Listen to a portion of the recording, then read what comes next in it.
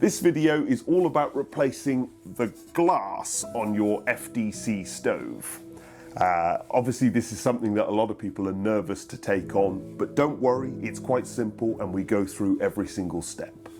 Open the pack carefully and you'll find the glass and some gasket. Some tools for this job could be as follows: a board for cutting with a knife, a flathead and Phillips head screwdriver, some gloves and a Stanley knife. Start by loosening the top screws retaining the glass. Hold the glass in place, remove the top glass clip and then loosen the lower screws. Then you can remove the old glass carefully. Obviously in this case the glass seal is fine, but assuming this also needs replacing, then lever and pull it off the door. Any old glue that may be there could also be wire brushed away if needed. The glass seal provided is a ceramic fibre paper seal. It cuts very easily and you measure it around the outer edge of the glass itself.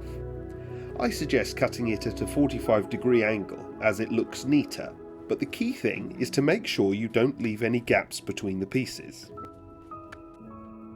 Then you've got to replace the bits that were behind the glass clips.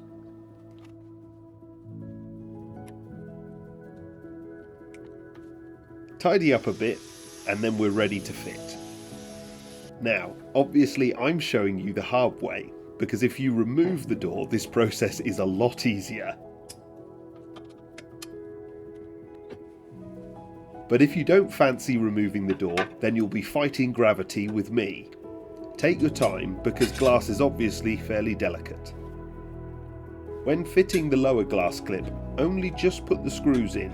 We'll tighten them in a bit.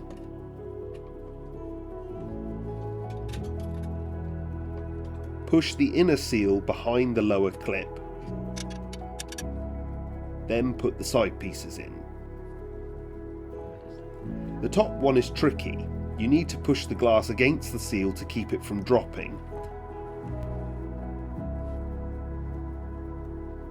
And once it is in place, get the top clip on.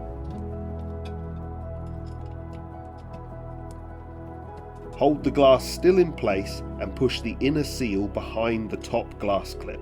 Finally, you can do the upper clip up, but only lightly. Don't compress the inner seal, just tighten it so that it is pushed up against the glass. You can then use the flathead screwdriver to wiggle the glass seals together so there are no gaps. Sometimes, depending on how you've cut the glass seal, some will be visible when you close the door. If this is the case, then cut it back with the Stanley knife. This won't scratch the glass, as very little pressure is needed to cut the seal. Do a final check of both the top and bottom glass clips to ensure that the glass is securely held but not over tightened.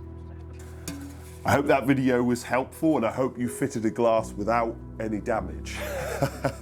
There are videos on how to replace the fire ropes and the fire bricks too for each of the FDC stoves, or the different versions. So yeah, check them out if that's useful to you too.